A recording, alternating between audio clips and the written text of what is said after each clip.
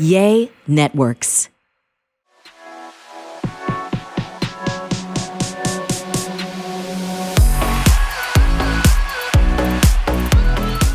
Hi, Wild Ones. Welcome back to the Wild Rose podcast. I'm Whitney Rose. And I'm Connie Daniels. And it is just a great day to be alive. It is. It is a great day. The sun is kind of shining in my eyes. What is that song? It's a great day to be alive. The sun is shining. No? Okay. I kind of, no. I don't know. You know the saying, when you're tired, fake it till you make it? Yeah. Is that where we're at? That's what I'm doing right now. I love it. Yeah. You're faking it really well. Yeah. So, you know, as we've shared, like, on previous podcasts, our social medias, like, we have been just going through a lot. I know a lot of people have lately, and it's like, it's summertime. How do we get back to doing fun things and finding joy and, you know, not have like sitting in, you know, our mourning and our grief and our worries and our problems and, you know, the world is going to shit. Like, how do we find joy this summer? And Connie and I have been talking a lot about that, and, you know, trying to find fun things to do together and with our families. And anyways, we came across, like, Connie found this incredible woman who has a podcast, and we just kind of thought it was really appropriate to kind of follow up with everything we've been talking about that's been heavy and whatnot. But her podcast is It's a Good Day to Die. A Good Day to Die. Yeah. And her name's Joanna. Joanna O'Neal. Yeah. Yeah. And it kind of just caught our eye because we're like, you know, that's the point in life. Like, life is hard and everyone has trials and everyone is going through something. But, like, our life isn't guaranteed, and we all know that. We have proof of that. We've lost loved ones. We've lost people we've known. And we're not getting any younger. So our guest today, Connie found through a mutual friend of ours. And I'll let Connie introduce her because it's just kind of like fitting for where we're at in our journey right now, right? Right. No, Joanna O'Neal, she is a very successful entrepreneur. She's had multiple businesses, and she's going to share with us a little bit of the successes, the failures, the to-dos, the not-to-dos, and then we're also going to dive into a little bit of like what her podcast is about, which, like we were saying, is A Good Day to Die, and her philosophies on what she's learned along the way. She started this podcast when she turned 50, and we want to hear a little bit more of like why she started it and where she's at in her life and what she's learned along the way. So we're excited to introduce you. Yeah, because our goal is to live as long and youthful as possible, right? Absolutely. Like, defy the social norm that we have to age. I mean, we're going to age. We can't, that's inevitable. But, like, Right. How do you age healthy, gracefully, and living the life that you want to have? And hopefully Joanna O'Neal will help us Absolutely. figure that out. So we'll take a break, and when we're back, we'll have Joanna O'Neal.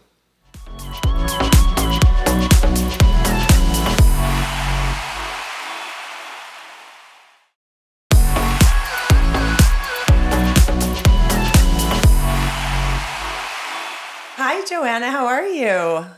Hi, Connie. I'm good. How are you? I'm doing well. Nice. It's such a pleasure to meet you. I only know you through stalking your podcast and everything Connie sent me. So it's a pleasure to meet you. I'm excited to have you here today. It's nice to meet you too. And I super love our mutual friend that introduced us. I don't know if we can say his name, Ryan. Shout out to Ryan. Yes, of course. Yeah. Yeah. Shout out to Ryan McKinley. Yes, Ryan and Kim McKinley. Yeah, we go way, way back. In fact, I've mentioned this on our podcast before, but we used to own a nightclub back in the day, and one of our partners were Ryan and Kim McKinley before they moved to Arizona and met you. So amazing. Well, I'm so glad they are in Arizona now. I was actually introduced to Ryan through another mutual friend of ours, through his salon. And we've just become friends over the last 2 years. And actually, he's really been a big catalyst in my life for kind of some of the things that I'm up to right now, specifically music and going to dance festivals, which is something I never really did my whole life, and here I am at 51 years old, like going to dance festivals and, staying up way past 10 o'clock. But, originally, Ryan introduced me to Rufus Du Sol. And so I started listening to that music and other music like that. And we ended up just going to a dance festival, and we didn't like necessarily plan a vacation together, but we decided to both go to the same festival. And that was about a year and a half ago. And so then we've just become friends, through that and through our time together while he's doing my hair. You know how that is. It's a couple of hours every, 4 or 6 weeks. So. Yeah, that's awesome. I think there's no greater connection than through music. So that can connect you probably quicker and closer than anything in my book anyway. That's very true. Yeah. So I want to back up just a little bit. Will you tell us kind of like your background, like where you came from, how you got to where you're at right now? Kind of the cliff notes of like where you're from. Yeah, your story. My story. You get to here? Oh, that's a long story. I grew up in California, and I was raised by my stepfather. My mom married my stepdad when I was 5 and a half. So my mom and my stepdad, and then later I had two brothers, and we grew up in a small town called Bakersfield, California, which is about an hour and a half north of Los Angeles. My father was a hospital administrator. So that's the reason why we lived in the Central Valley of California, is he ran a hospital there for many, many years. And, we grew up a very kind of, middle to lower class, not, just a regular household growing up.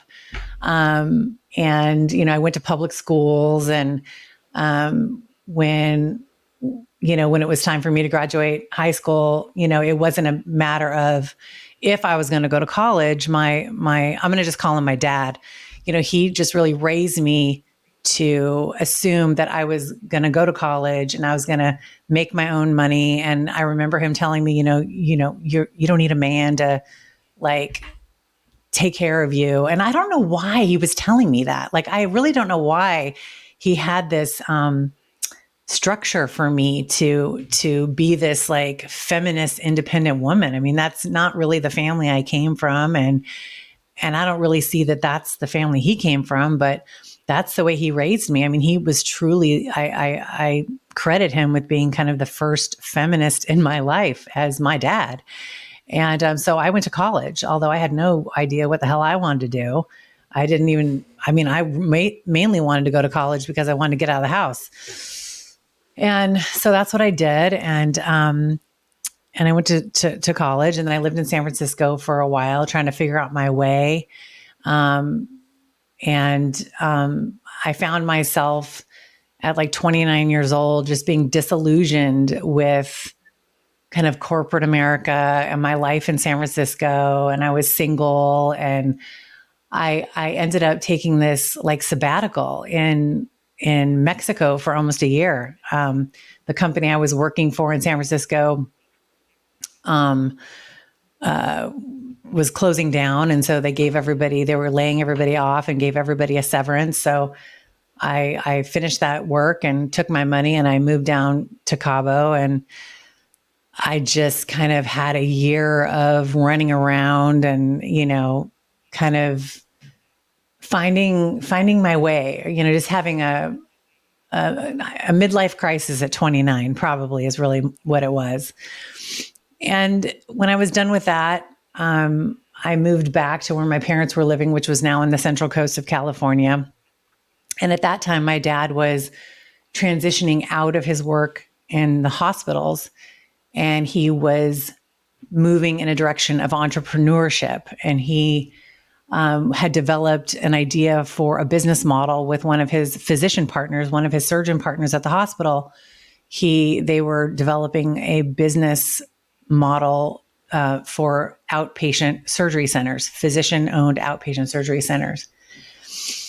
And so he was developing that business, and when I had come back from Mexico, really needing a restart, he wanted me to come work for him and help him with this business. And I wasn't really interested. I really resisted kind of working with my dad. And I just thought, he's real tough. He's real, incredibly smart, very intimidating. He's really, demanding, especially, as a father and in business, I would imagine. And I wasn't really interested, but at the time I was working this little job for $10 an hour. And mind you, I'm 30, making $10 an hour at this little beach town in California.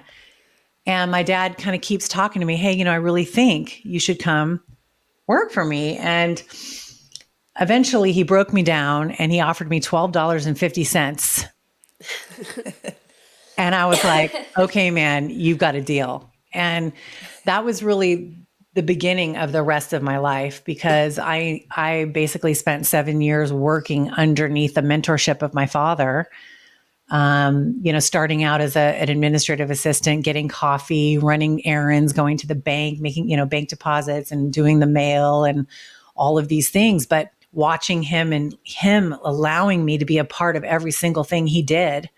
And you learn, and I learned my way around a balance sheet and a P&L and how to create a business plan and how to have a business meeting and how to, manage a construction project, how to obtain financing, how to, all the things you need to do in order to open up surgery centers and get them licensed and then manage them and run a board meeting. I mean, it was incredible what I was able to. What was your degree in? Psychology. Oh, okay. So you didn't learn any of this stuff in college. You learned this all from your dad. Yes, I call this my real world MBA. It was all on the job. And he was very demanding and he had hugely high expectations, but he was also the most amazing mentor you could ever possibly imagine. He was interested in having me learn and understand and succeed. And it culminated in that last couple of years where he allowed me to develop my own surgery centers with one of my colleagues, my work colleagues, who became one of my best friends. Her name's Chris. And he allowed both of us to partner up and develop our own surgery centers. And that was my entree into entrepreneurship. And it was amazing. I mean, it was like going from, all of a sudden having control over what you were able to make of your life, somebody giving you that opportunity. I still was working for the company. And so basically what he said to my partner and I was, I'm going to allow you guys to go out and develop your own surgery centers with the support of the company, the resources and all of the other things. But you still have to do your full-time job. I was there doing a full-time job, getting paid to do, work 60, 70 hours a week. But we really wanted a piece of the pie for ourselves, right? So we said, okay, I'm going to give you this opportunity. I'm going to let you do this, but it cannot interfere with your work. So go ahead and do this. But if we notice any of your work is slipping, then we're going to pull it back. So we did. We were able to do it. And we spent about 2 years developing some centers in Louisiana. And they were incredibly successful. And it was such an amazing it was the pivotal point in my life, because I went from, trading time for money, and earning a paycheck to creating, passive residual income. And that's amazing. And how old were you at this point when you went off on your own? I was probably 35, 36. Okay. Wow. Yeah. Nice. So I did that for a couple of years, and I realized it was like, oh my God, my life has changed. And then I just realized I wanted to put these skills and everything that I had learned to something that I was passionate about, because I wasn't passionate about surgery centers, and I didn't really like the culture of the company. It was a very kind of, not very, it was a little bit toxic, masculinity, a little bit. I mean, I think you have to have that masculine driving force. You have to have some of those qualities, in order to be successful. You really, really do. But it was missing the feminine flow and the feminine, meaning and purpose and enjoying the moment and the allowing. And it was out of balance for me. And so I decided I would write my own business plan and do my own business. And with the support of my dad, I told him what I was doing, and he helped me. And he supported me leaving the company, although it was a really hard transition. But anyway, I did it, and I moved across country to Arizona, and I opened up an integrative medical center called Bodhi Body, where we just helped people reverse chronic disease and also prevent disease and optimize wellness. And this was in 2009, and I just So really ahead of the curve. Go ahead. Like that's ahead of the curve. Like, 2009, that it's all trendy now, but you were ahead of what is now, a fad, if you will. Bingo. What made you decide to do that? It's a good question. At the time I was like 36, 37, and I don't no idea how old you guys are, but when you're in when that time of your life comes, for me, I'll just speak for me. I started realizing, oh shit, my body's not going to actually get any better anymore. It's not going to get better. Like, I am now going to have to start working my ass off to maintain and to prevent. Like, it's not just going to happen anymore, right? This happens sometimes in our mid 30s. Yeah, we feel you over here. Say it again. I said, we feel you over here. Yeah, absolutely. I feel like, so I'm 36 right now. In the last 2 years, I am like, what the F has happened? That's when it starts, right around that time. I'm 44, and man, somebody said to me not long ago, they're like, oh yeah, after you hit your 40s, you start aging, and women start aging in dog years. I'm like, well, I can feel that. Every year is like 7 to it feels that way. I don't think it looks that way. Well, even just simple things that I used to do, like my workouts and training, I could take a week off, jump back in, and now I can't physically walk because I'm so sore. Mm-hmm. Or things that I used to be able to do with ease, I'm like, oh, just a little different. That's exactly right. That's exactly what happens. And I think, we really don't, I don't want to speak for every woman. I will speak for myself that I just raced into life. I mean, I just went head first, just balls to the wall. And I woke up at 35, 36, 37 going, oh my God, like I need to start paying attention to this. And we need to also realize that the average life expectancy of a woman in the United States, I believe, is 78. I know it's not more than 80. So half of 78 is 36.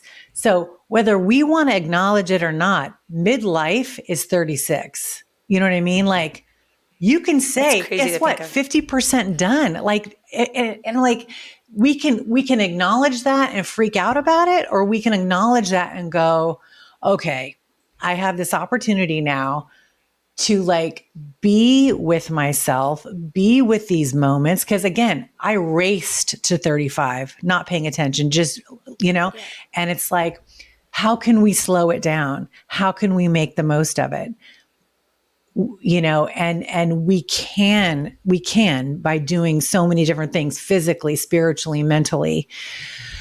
And so I mean, to answer your question, why did I open up that kind of business? It was because I saw a need. It was a personal thing for me, but then I thought, oh my gosh, I want to bring this to everyone else. Like we need to stop touching disease when it's way too late, and start living like we want to prevent it.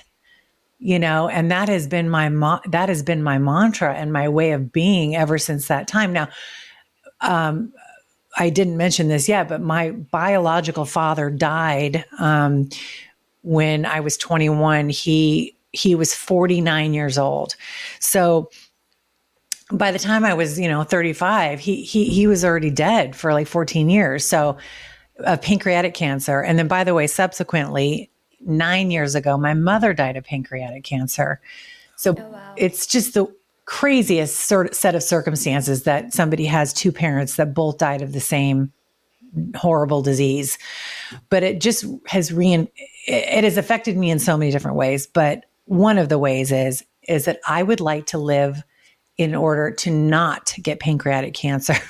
So anyway, That's why I started that business. But it was, as you said, Whitney, it was before its time.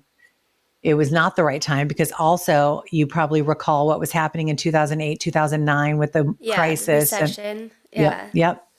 So it was bad timing, but I don't regret it. It was an amazing experience. And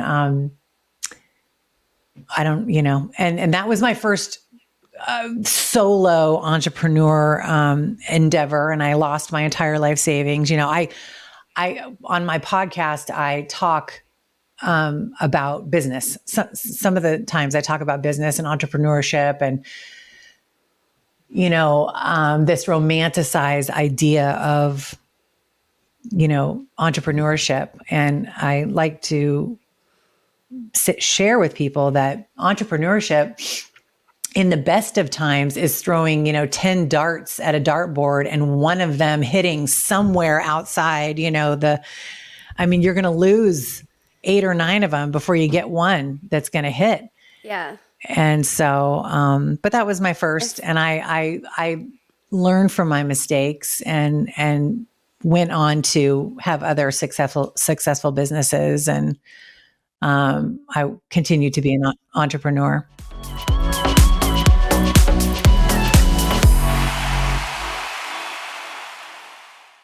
This show is sponsored by BetterHelp.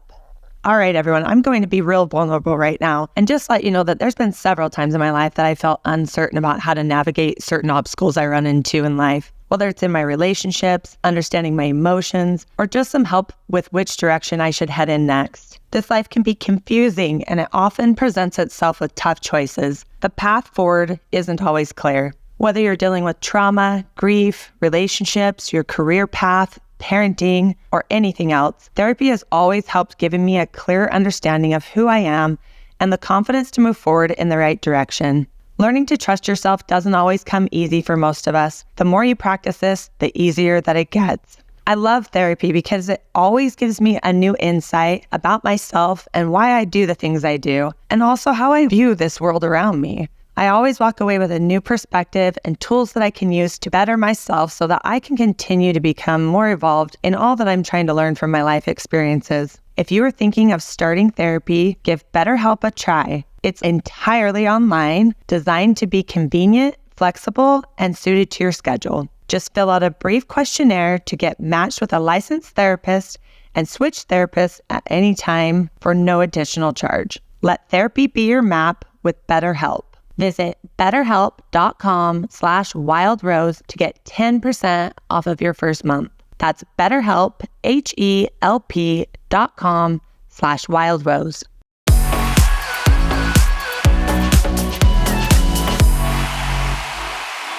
That was just your first business then. Right. And then, okay. And how you had that for a little while and then it didn't work. It didn't end up working out. No, we closed about 2.5 years later. Yeah. Okay. Yeah. But then you went on, you got back up and kept pushing forward and kept doing more, right? So because I feel like in entrepreneurism, like, we talk a lot about failure. Like, failure is good. You have to be comfortable with failure because that's how you know where to pivot and where to change and where to learn and grow. So what did you do next? Because I've been out on my own developing businesses for the last 5 years, and I've given up on some ideas, some concepts, but I've stayed consistent with one, and it's still, I feel like every month I'm throwing the darts at the board, and I'm lucky if one even makes it into the outer layer. But 5 years in, I feel like I'm starting to close in a little bit more. Yes. Right? So That's it. like, what is your biggest advice though? Like, how did you not get overwhelmed and give up and just go back to the corporate world? Because that's where I'm at right now. Personally, I'm like, oh, Connie, it'd be so much easier just to wake up, Yep. work, and leave it at work and come home. Yeah. And you know what? There's no shame in that game. I tell people all the time, you got to decide what you really want in life. Like, when you're an entrepreneur, you have to always be hustling, and it's always going to be on your shoulders. And when the employee calls in sick, you got to show up, and it's like, it is, it is the hardest you're ever going to work. Yes, there's a great reward that is possible. But I think, for me, how I did it was like kind of what you just said, which is every time you have a failure, you have to go back and analyze what went wrong, what things went wrong. It's usually not just one thing, but where were the aspects of this business model that failed? What was the weakest link in the chain? And so then in the next time you come upon a business model or somebody presents you a business idea, you then take your pattern recognition and you say, okay, wait a minute, that is the same kind of thing that came up in the last instance. How is that not going to show up again? But one of the big ways that I was able to create the pattern or the template of like the no's and the yeses when I now look to evaluate business plans, it was really my work with a company called Melaleuca, the wellness company. Are you guys aware of that company? Yeah, I know Melaleuca. Yeah. Mm-hmm. Yeah. So actually the person that introduced me to Ryan McKinley, her name is Myrna, and she has worked with Melaleuca for over, I don't know, it's like 28 years. And so my husband worked at Melaleuca. Your husband? Yeah. Uh-huh. My husband, yeah, he worked at Melaleuca years ago. Oh my gosh. Yeah. Before we met. Is it based out of Utah? Idaho. Yeah. Idaho Falls, Idaho. Yeah. Yeah. So were you on corporate or were you on distributor side? I was a marketing representative, right? Okay. Yeah. Amazing. Yeah. So I was really intrigued. So here the story is I had my integrative medical center business for 2 years. I was doing everything I could, you guys. Okay. Everything I could to make this thing work in a recession, when it was before the trend, right? As you said, I mean, I had all these things stacked against me. And I was throwing everything throwing the spaghetti at the cupboard, trying to get something to stick. And I was starting to have to write personal checks to cover the rent and writing personal checks to cover the payroll. And 2 years in, I had not paid myself a cent. So I'd invested all this money to start the business. Now I'm writing checks on a monthly basis to cover the expenses, and I'm not getting paid. Real fun. Yeah. Bleeding. Say it again. I said, that's what I call bleeding Yes. when that happens. Yes. Yes. So then I meet this gal, Myrna, and, and she had set me up as a customer. And so I had been shopping, with Melaleuca for maybe a year, that's just where I bought my laundry detergent. That's just where I bought my whatever deodorant. I didn't pay any attention to it. I was like, this just makes my life easier. That's it. And it's non-toxic, right? So it's good. So she and I are friends now, and we are friends now, but we were friends then. And she knows that I'm struggling. She sees me struggling, and she said, Joanna, I know you're writing checks to your business. You're struggling. Da da da da. You've been a customer of Melaleuca for over a year now. I would love for you to look at the business model because you're so passionate about health and wellness. You're an entrepreneur, but and I said, hell yeah, I'll take a look at your damn business model. I was like, well, how's this going to hurt me? Right. So I remember going to this business luncheon. It was her and her husband, and they did this presentation, you know what I mean? Where they talked to you about how the Melaleuca marketing program works. And I literally sat there and my mouth is just open. Mind you, I've been a customer already, like for over a year. And I'm just listening to this going, wait. What she's telling me is there's no business, there's no financial investment, Yep. No investment, no overhead, no liability. Yeah. And the only thing they ask of me is that I'm a customer. And I'm like, I'm already a flippin' customer. Anyway, I was crying. I was like sitting in this lunch crying because I just was so upset, I've literally spent my entire life savings, literally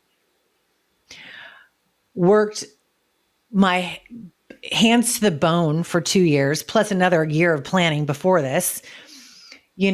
I've lost other people's money at this point, and I don't want to give up. I'm like, and then she tells me this. So anyway, I decided to start referring people to Melaleuca, and I continued referring people to Melaleuca for about 8 years. And while I was opening other businesses as well. But my point of telling you this whole story is Melaleuca has a list of things that they call the success factors of their business. They're like, I think it's a list of 10 items. Are you familiar with that? No, but I'm really familiar with the industry. Yeah. I grew up in the industry. My husband's in the industry. So most companies have these pillars. Yeah. For sure. Yeah. And they're usually the same. What I found is that it was very transferable. These pillars of like good business, like a membership model, a product or service that people need and want on a regular basis, like, am I going to try to sell people, a microphone that they will need one time in their life? Or am I going to try to sell people toothpaste that they're going to, need to buy once a month for the rest of their life? I mean, simple things like that. Anyway, so I took these success factors and I fashioned them to kind of create a risk analysis for business models. So when I started to look at other business models, like for example, I started a yoga studio in Reno. I moved to Reno part-time, and I opened up a yoga studio. And, I as I evaluate these business models, I kind of compare it to the success factors, that some of these success factors that I learned through Melaleuca, but also the things that I learned through the good things that I learned through working for my dad's company, developing surgery centers, and also the negative things I learned from losing my business, my integrative medical center. So you use your own experience, and then you use the success, factors that you see from successful businesses, and you copy those things. What are the elements? What are the elements that create that lower risk, and what are the elements that create high risk? And then, so I just use this to evaluate business plans. I'm happy to share that with you offline. I mean, I have a whole list. Yeah, I would love that. Yeah, it's cool. So that's what I've used. That's awesome. Yeah. Well, it sounds like, do you do any sort of like trainings or coaching? It sounds like you should be doing that if you don't have courses already. I know. I know you have your podcast, but. Yeah, only through my podcast. So what has happened over the last 4 years ago, I got a divorce, and it was a huge, as you can imagine, turning point in my life. And I just, not only did I get a divorce, I was like, I am retiring from business. Like, I don't even want to look at a business plan. I don't want to, because before then, and actually even after the divorce, I still even reviewed a couple of business plans, but I get sucked in. People want me to look at their business plan, and then I start evaluating and then I start helping them. Then I'm like, oh, this is what you're going to need. And then it's like, oh, okay, I'll loan you money. And then, it's like a whole thing. Right. Yeah. And I'm at a point in my life where I just don't want to do that right this second. And I don't really want to coach. I don't mind speaking about it. And I have used my podcast for that. And it's like when people come to me and they're like, oh, I want to be an entrepreneur. I want to start this business. I'm like, well, you know what? You should listen to my 3 episodes on business that I did. I did a 3-part series on entrepreneurship. And if you can listen to those 3 things and still think your business is a good idea, then let's talk. Well, I feel like podcast is like the new way to get information. Like that's, a lot of people, social media, yes, but like for real life practical skills, podcasts where you like kind of is the launching board now. There's business podcasts, there's wellness podcasts, podcasts like us where it's just all of the things, whatever we want to talk about. So I think what is the name of your, like, let us know where people can find you, the name of your podcast. So the name of the podcast is A Good Day to Die. Yes. So tell us how you came up with this name, because I love it. Yeah. So it kind of ties in with what we were talking about before, just the realization, kind of what happened at 35 and then getting a divorce and turning 50.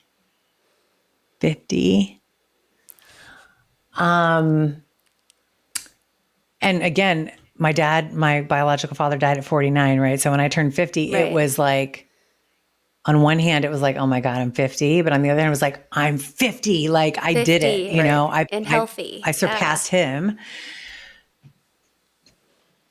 But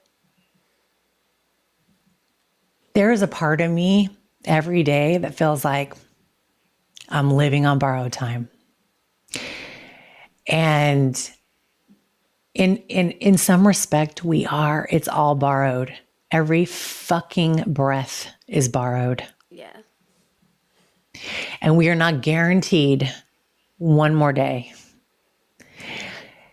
And I feel like in this part of my life, in this second half of my life, I am going to follow my yes. And I'm going to be able to articulate my no's. And I'm going to let my pleasure lead. And I am going to suck the bone marrow out of every fucking day because that's all I got. And I'm going to do my best to do it with kindness and love and compassion and joy. And I'm not going to always do that. I'm not going to always be able to figure it out. I'm not going to always be able to be that person, but boy, we better wake the hell up and realize that you have today. Don't spend too much time, doing stuff you don't like. So, I think for me, doing the podcast was the first time in my life really dedicating myself something that was just for me, just something to do creatively, just for the pure joy of doing it. Because I wanted to talk into a microphone, because I wanted to read the book, take the notes, and like have a discussion about it. Because I wanted to do the thing, not for notoriety or recognition or money or views or any of that. None of that is wrong, but that was not my purpose. I love doing the thing. And I've never just done a thing for the joy of doing it. I mean, maybe when I was a kid, like I used to dance when I was a kid and I loved it just for the thing. Yeah. And so I'm doing it because I enjoy it. I like the challenge of it. And I want to be an example I want to create an energetic vibration. That is the one thing that I would like to cause, right?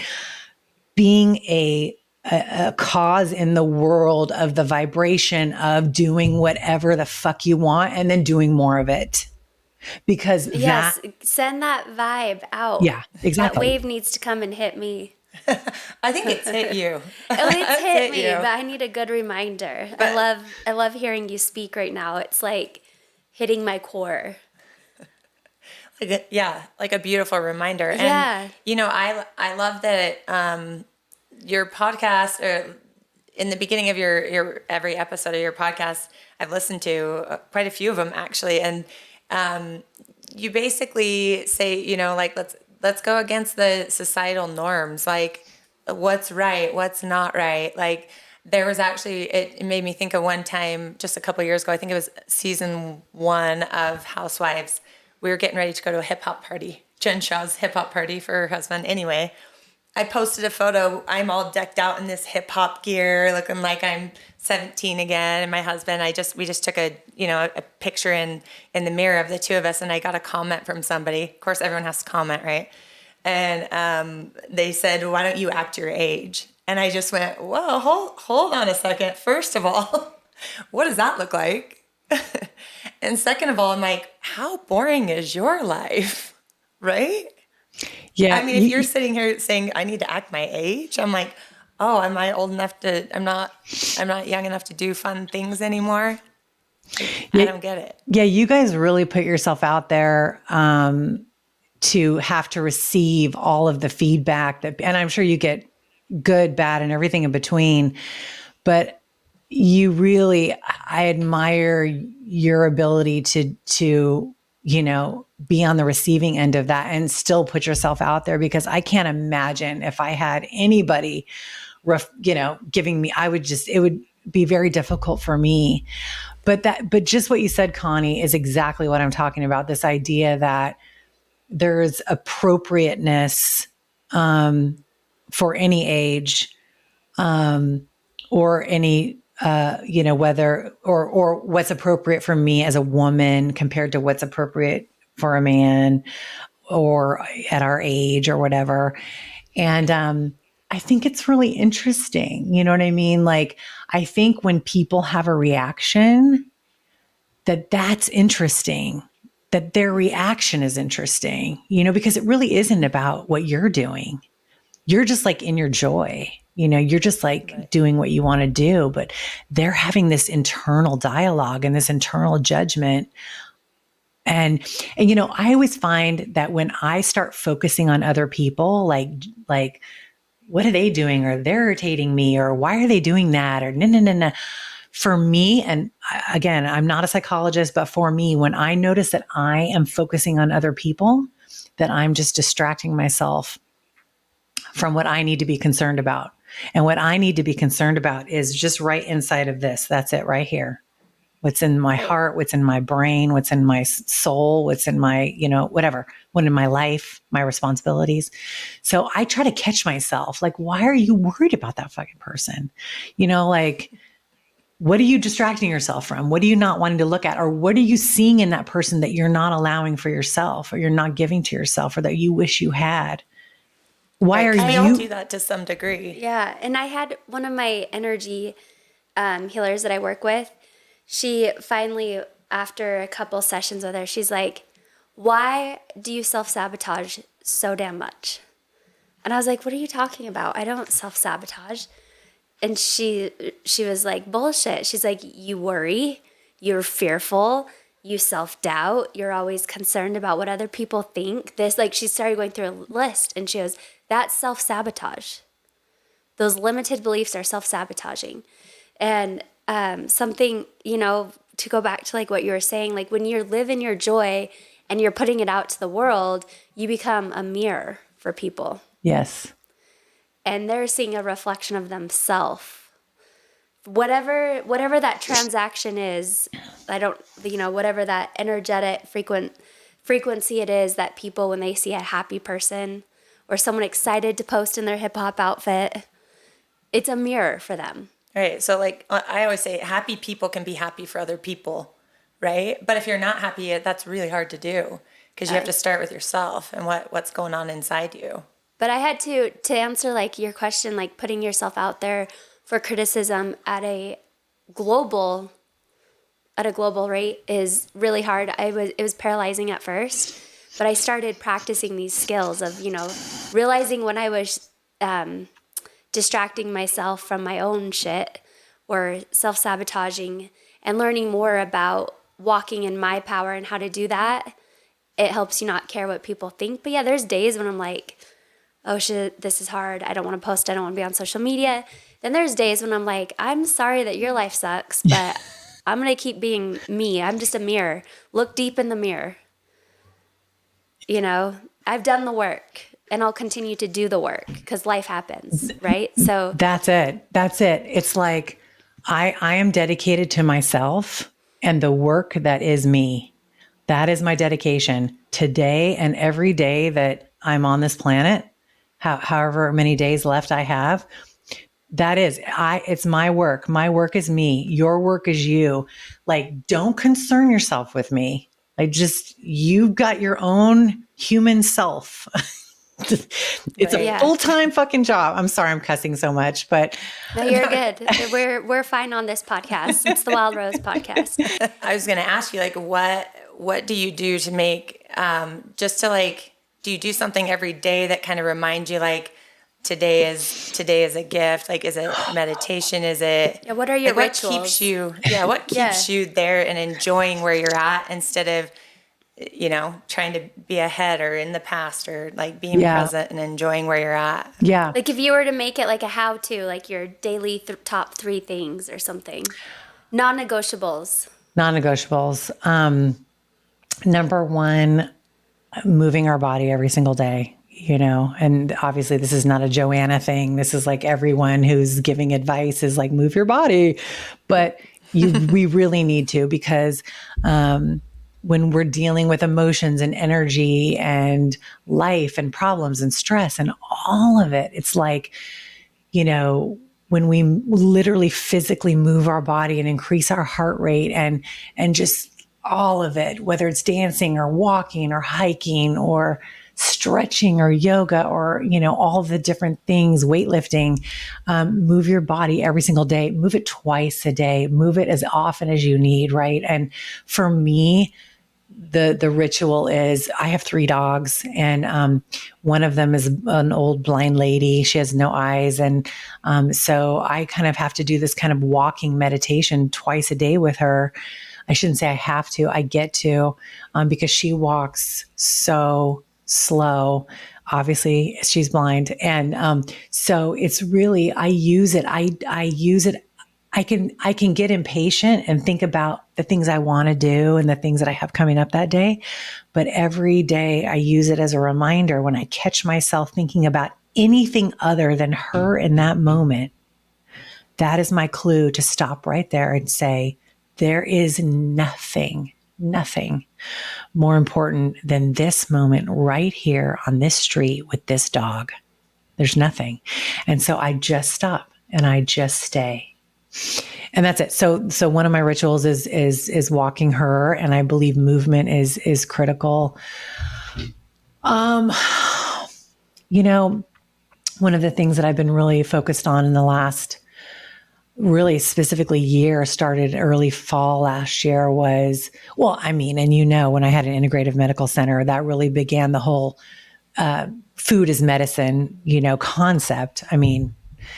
But really looking at each meal and everything I put in my body as something that everything has a prescription. Everything we put in our body is a prescription for our body. So whether it's this water, or if I had a glass of wine, the instructions are different. There are instructions that come along with this water, and there are instructions that come along with the wine, and there are instructions that come with the pizza, and there are instructions that come with my smoothie. I get to decide what instructions I want. And even if I want the instructions of the pizza, I do it knowingly. I'm knowingly going to eat this pizza with the instructions it's going to give my body. And I can do that, but I'm going to do it consciously, right? So I guess it's the idea of ending unconscious consumption of things in our body. Okay. I love that idea of a prescription, like everything's a prescription. Because if you have a handful of vitamins, each one has its own like design on what your body knows what to do with each one of them, right? So same thing like with food and everything. I like that. Absolutely. So I'm trying to think if I had a third thing. I don't know. Finding some peace and joy in the day, doing something you enjoy. And not doing things you don't. Like if you're, like I said earlier, if you're doing things that you really don't enjoy, I would want to stop and reflect and say, is this something I'm doing short term because it's getting me somewhere else, something else that I want? Or am I doing it because I think because I'm doing it for somebody else and I don't really enjoy doing that? So, I mean, kind of self-reflection maybe is the third thing is to reflect and get out of this autopilot, right? Getting out of the autopilot of life.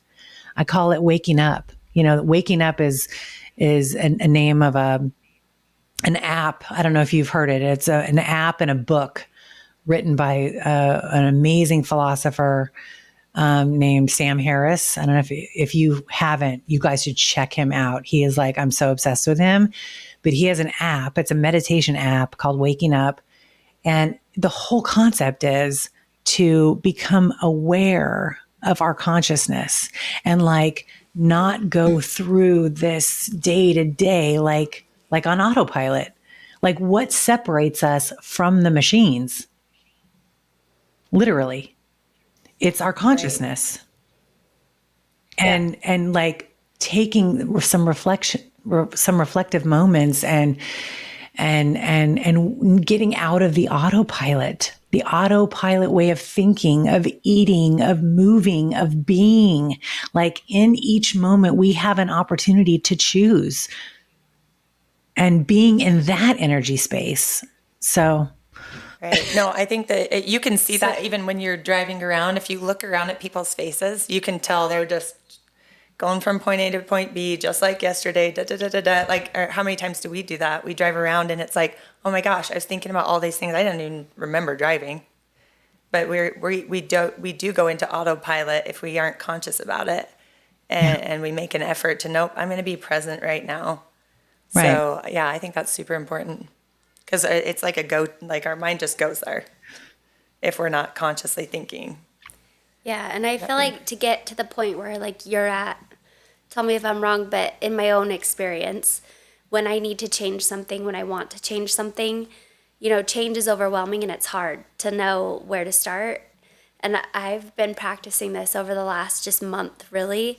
There's a situation in my life that is really difficult for me, and I'm trying to figure out how to navigate it. And what I have consciously been doing is one time a day, just forcing myself to respond differently to the situation.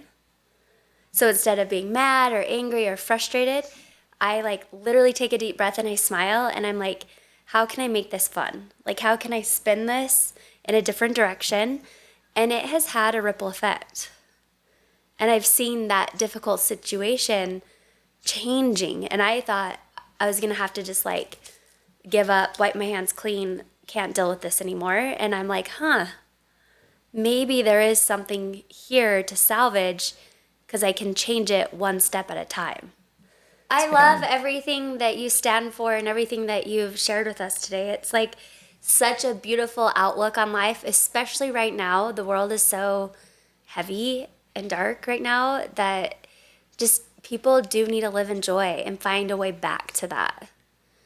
Yeah, go find a music festival. Go dance. Yeah, like get out of your comfort zone. I want to know more about that, but I don't want to take too much more of your time. We've had you for like such a long period of time. Thank you so much for spending it with us. Thank you for inviting me. It was really fun to talk to you guys. I really appreciate it. And I listened to one episode of your guys' podcast, but I'm going to listen to more. I really appreciate you guys being here and being curious about what I'm up to. So thank you.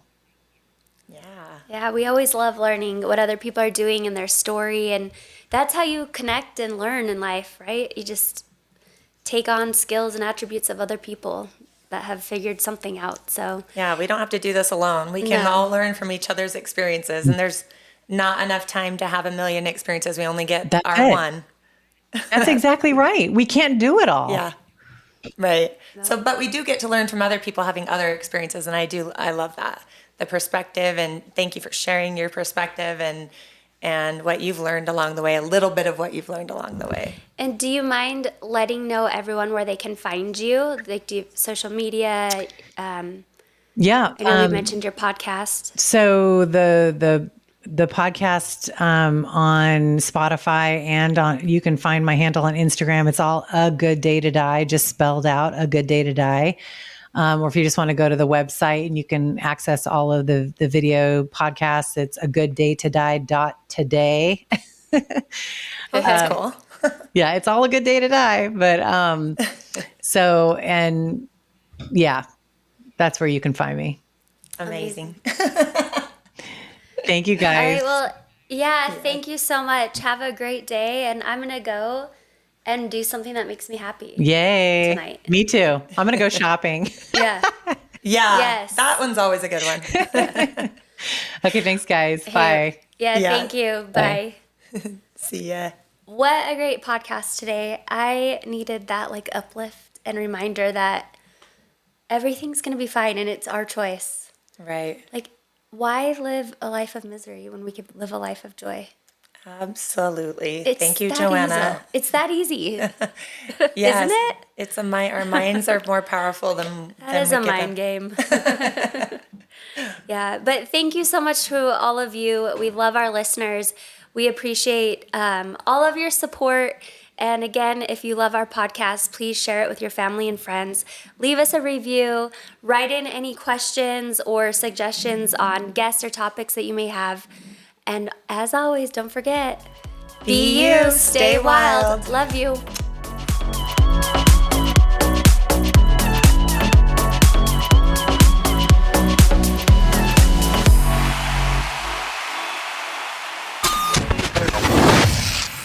Yay Networks.